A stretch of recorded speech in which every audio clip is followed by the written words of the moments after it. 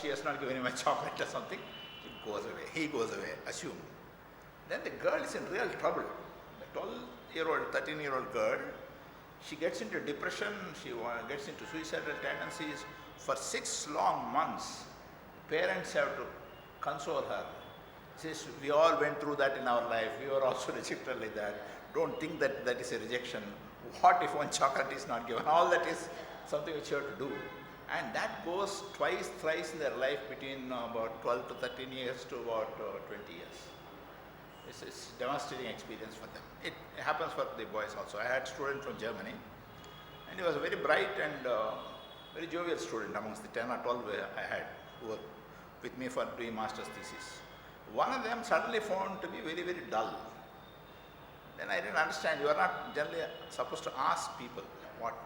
So I had some emboldened, asked one of his friends, what's the problem? He's last 2-3 weeks he's very dull.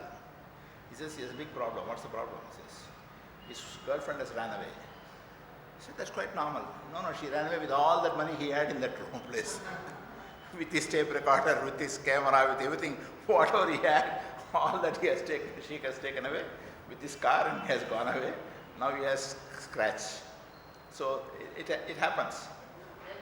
In fact, if you see that, sometimes you get an impression perhaps the arranged marriage is okay. I won't totally endorse, but it's nothing wrong. Right? It's a real torture.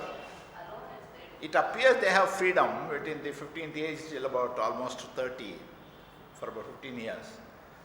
But most often they don't marry at all, because either one of them have not had a girlfriend.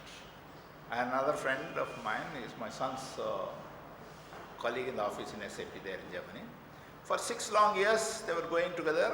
It's quite common in their homes. I had been to their Christmas parties. Both of them will come. The parents were blessing them. And one fine day that girl said, look, I'm going to Argentina for a 6 months period for teaching German in Argentina. She went there. And after that she disappeared. There was no news at all. And this fellow was in real depression mood. Then the parents, they are asking what happened.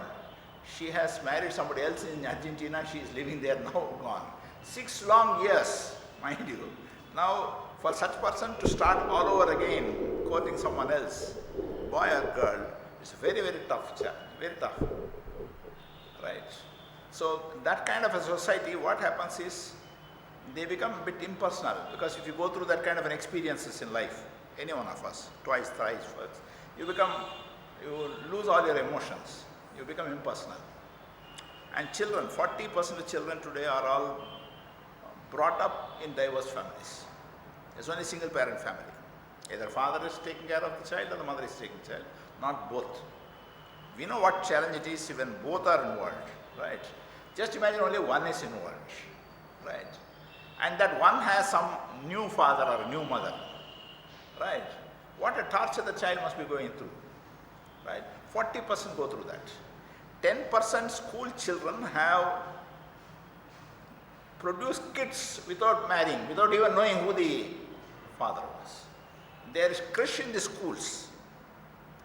Can you ever imagine the girls' schools and the boys' schools? There is a crush where the child comes, a 10th class child or 8th class child, leaves her child and comes to 10th class and takes and goes. Right? Really, if you see, it's very, very difficult to digest, very difficult to digest. I was once in Chicago with a friend of mine. I was already warned by someone in Boston when I was there.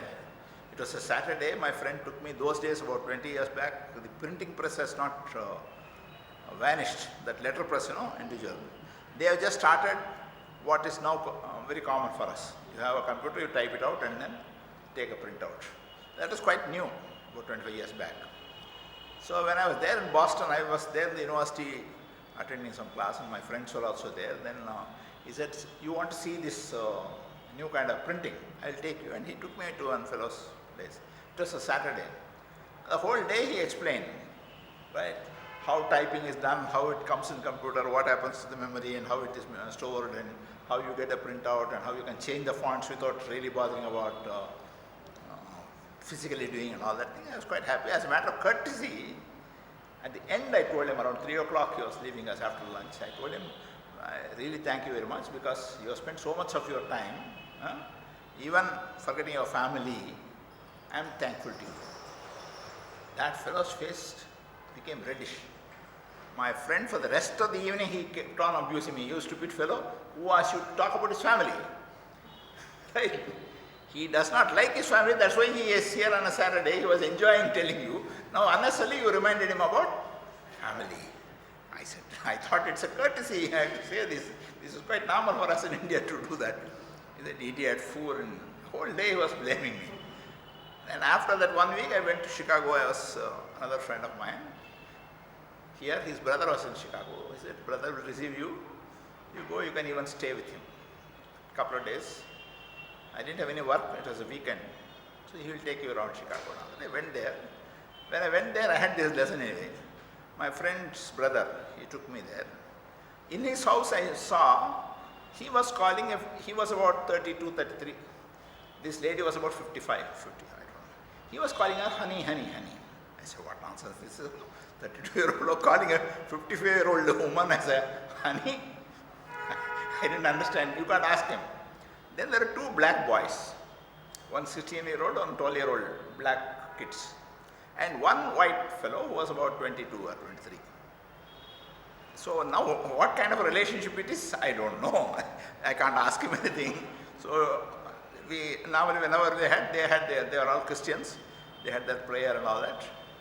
And I had to infer now from their conversations during the lunchtime, during other time. Slowly I inferred what really happened was this lady had one white husband. She was a white lady, through whom she had one who was 22-year-old. And after that, that marriage broke. Then she had a black. Through that black, she had two. That marriage also broke. My friend's brother who was there, he worked in her press. They were publishing some magazine or something, weekly magazine. And he wanted to have some place to live. So there is one way, he didn't have money. There is only way you could have was to have befriended this lady. And as a girlfriend, you were supposed to call her honey. I said, I'll commit suicide. You had to call her 55-year-old. Then I was only about 28 or 30. So it's so difficult. Imagine if you have to live in that environment. It's pretty challenging. Indian environment is far, far, far, far more congenial, and one should be happy about it. It's a misnomer to talk about freedom. The other day we told about where is freedom if your mind is already like jumping like a monkey. Each one of us have got a mind which is jumping like a monkey. All 3 months we have been talking about it. If that is so, where is the freedom? I can say I want to do whatever I want, I am doing it. What is that I? I have no control on that I itself. That I itself which is jumping is not me. So it is pushing me into trouble. So many people who are now getting into trouble at their Supreme Court judge getting into trouble and others getting into trouble. Are they intentionally doing it? They don't have a control on their I. Momentary lapse of control. Fellows are behind bars. What is that the hell fellow doing? He's behind bars. Can he say that he had freedom to do what he wanted? No. He was imprisoned by that stupid mind, which is untamed mind. That got into trouble. How many of our homes, most of the quarrels, it's because of an untamed mind. When the mind that is there is jumping constantly like a monkey, where is the question of our talking that I have the freedom to do what I want? Do you really have a freedom to do? Number one. Number two, are you having all the information that you want or you should have when you take a decision? I decide what I want. You don't have. Even if you have all the information, does it mean the same thing to you at different points of time? No, because mind is again fickle. So first, information is not available. Two, even if that information is available, that communicates to me in a different way at different points of time. It confuses me. It is one of the impulses which is pushing me and say, I will do it. You get into that. Right? So the real freedom can therefore come about only when you have already tamed that mind, subdued that mind. And you run the show, the real you, not the imaginary you. And that process is what meditation is all about. Often people say this vipassana meditation, upasana meditation, all kinds of meditation. What do? You just go there and sit there. You can sit for a whole day, you can sit for 2 days, you should not talk, you don't do this, you don't do that. What happens? I have more freedom to go on roaming around mentally. Right? If I don't know what is the purpose of that meditation, all I am trying to do is just sit there, keep thinking about all that happened last week or after, as soon as I get out, what I will do next week. Right? So, many of these meditations do not produce the kind of result which it should, which it is supposed to. Why? Because we don't have an understanding of what meditation means. Meditation we think is to think about Ram. If I think about Ram, then I'll think about Sita and how he ditched her. Right? It will go on like that. Isn't it? If you think about Krishna, I will be wondering that Bhagat has 16,000 wives. I don't even have one. So, it will all be like that. The moment you think one thought, vritti, yoga is you throw one stone in the water, still water which is mind is, it goes on in concentric circles. So any one is enough for you to go in concentric circles. Now, how do you overcome that? Then what actually meditation? What's the difference between meditation and prayer? Can somebody tell me what is prayer and what is meditation? Prayer is when you talk to God. Yeah. Meditation is when you listen to Him. You listen to Him. Very, very right. Very right. It can also be said prayer is when you want to know where God is, or when you are seeking from God. Meditation is when you are seeking yourself. In philosophy, there is a triangle always talked about. There is me, there is each one. There is this world. This world consisting of people, buildings, ocean, mountain, husband, wife, kids. All this is the world. There is me, there is world, there is God. Initially there is a triangle. So, me, my relationship with the world, me, my relationship with the God. If my relationship with the world is disturbed, I go to God and say, please see that it's not disturbed. If my relationship with God is bad, I said, God is stupid, let me go back to world. Right? I can be good in the world, I don't need God. Are there really three? The fundamental presumption itself is wrong. That me is separate, world is separate, and God is separate. As long as we think these are three, the triad is there, that means we are in ignorance. We are ignorant. Ignorant not in that wrong sense. Jnana is not there, we are ajnani. Right? Because me is the world, the lokam, which we say, lok. Lok is that which you look. From the word lok comes the word look. Right? When I see something, this world is quite different. This world depends upon what? Depends upon me. Isn't it? Without me, there is no world. Is there a world? So, that world is part of me. Without me, is there a God? So, there is no God, because for an animal, is there a God? We don't know. If at all it imagines a God, what it will imagine? A bull will imagine a much stronger bull. Right? Like a tribal people, they imagine, like bull, they have horns. Right? Something more stronger, something more virile, something much more knowledgeable, whatever it is. That means the conception of my God is depending upon me. I love my mom, so I look at God as a mother. So I love goddess. Right?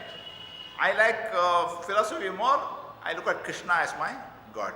Whether Krishna is there or Rama is there or anything depends upon me. Right? So, the me is true. God is not true, world is not true.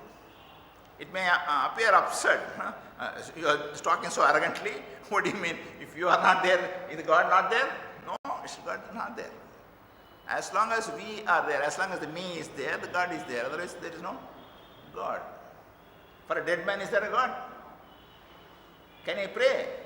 No. So, now that me encompasses the God there and the world there. The moment you understand God and world are also in me, that means you have started looking who you really are. In prayer, I am just looking at God and say, you are different, so give me this, give me that. All of us do. Whenever we are weak, we go and say, God, give me this. Right? Or, I forget God. World, give me this. Give me more parties, give me more friends, give me more money, whatever.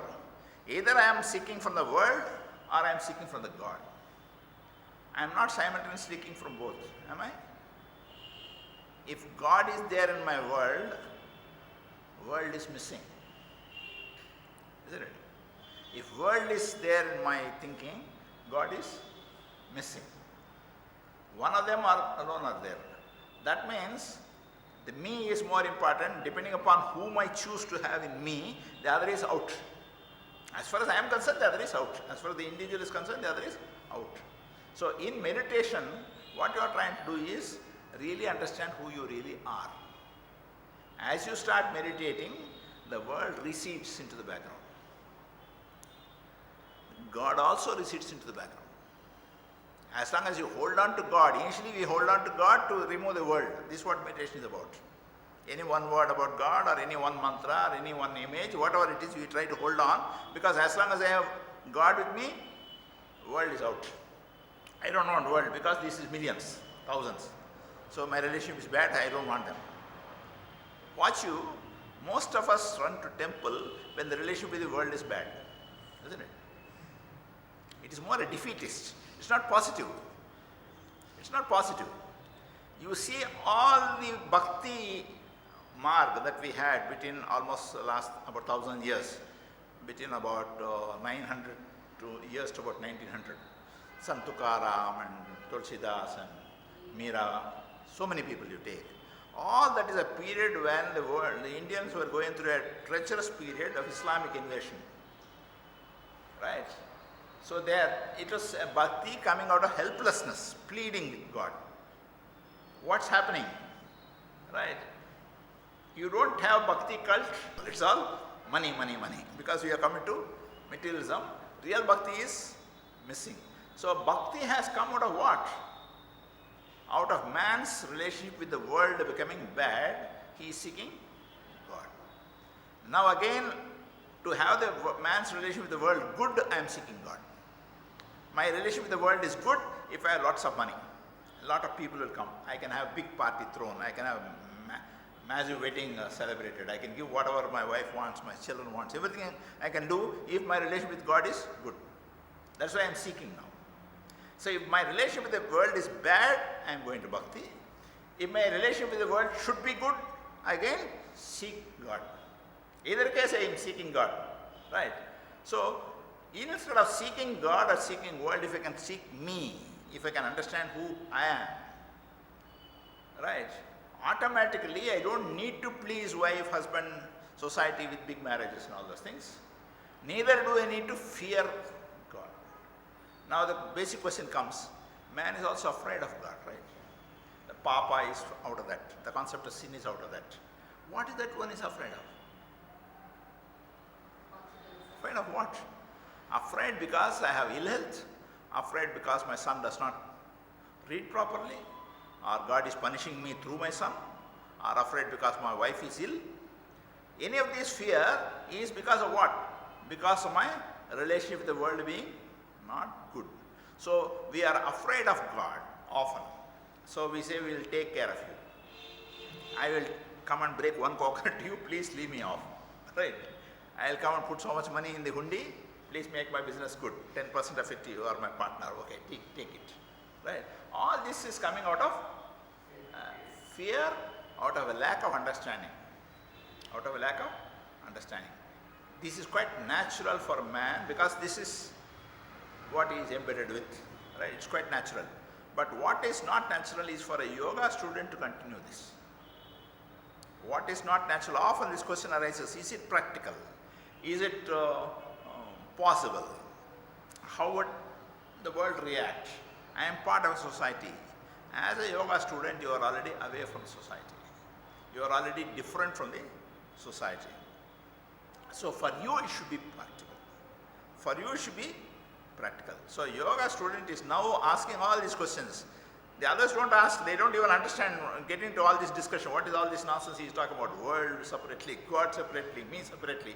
All that is thinking it is come in the yoga student. That means he is trying to know himself. He is trying to know himself. Knowing oneself is meditation. Knowing oneself is meditation. For which yoga is preparation. Asanas are preparation, because when I have to scratch constantly here, or I have a headache, there is no question of mind trying to know myself. The body has to be in absolute fit condition. Then only you can think about all these things. Otherwise, if the body is in any way bad, we already saw how the glands are impeded, how the energy is blocked, how various psychological disorders also come along with the physiological disorders. Therefore, body has to be in perfect condition, because this is the instrument of perception. Instrument of perception is not only this, instrument perception is the whole body. Therefore, yoga becomes a preparation for this system. So, Patanjali Maharshi therefore ends with these 8 steps, Ashtanga Yoga, with Samadhi. What is Samadhi? That graveyard somewhere in Panjakota? Sama plus Adi. We are equal to the beginning, isn't it? Adi is beginning. Sama is joining them. In the beginning we were knowledgeable. Thanks to Maya, thanks to so many things, Sattva-Rajatama Gunas have come. Thanks to Avarana Shakti, Icha Shakti, all these things have come, all that we have already gone through. Therefore we are in this trouble. So what we are trying to do? Go back to the beginning, so we know all this trouble is imaginary. So in Samadhi is not really physically getting into it, no. That's the way in which we respect elders by saying he has become part of the beginning. Samadhi actually means to become one with the beginning. That means to be really knowledgeable. In the beginning one was knowledgeable, and then all this ignorance came. This is a fundamental theory of Vedanta. Ignorance came for whatever reason. The moment you are engaged in a body, automatically ignorance is there. With the help of body only you can do. This is another very important discussion in the philosophy that happens. Whether it is possible at all with the help of body to do all these things. On one side we say once we have a body, this mind is there, and once mind is there, that limitations are there. And now you are saying with the help of this body only you can achieve. How it is possible? Right? Or is it possible only by leaving the body? By leaving the body you don't know what happens. There is no mind at all. You can't even think about it. Therefore, Vedanta talks about only with the help of body you can do, and people like let's say Shri Sai Baba, they are all examples of people who have achieved with the help of a body, where body consciousness they transcended. They went beyond mind, right? We saw different consciousness, different methods we will see again today, right? Now we will go into the first one. Now what is dhyana? It refers to meditation, right? Earlier we talked about dharana. Dharana is like pouring oil. Constantly we are on only one thought, like an oil, not like water which is droplets, like oil. After that thought also has to go. Goes without your prameya, without your specific effort. You don't do anything, it goes. Boy and girl join together in the park, holding hands. Initially these two are different. They are two. They came momentarily, they have lost themselves. Many of you have gone through that process in life earlier. Momentarily you lose. There is no the other there. There is no me there. There is no she there. For a moment, then you say, no time again. Right? Happens. You have lost. There was no me there. There was no she there. So it is momentarily lost. In meditation also that happens. Momentarily that me goes away.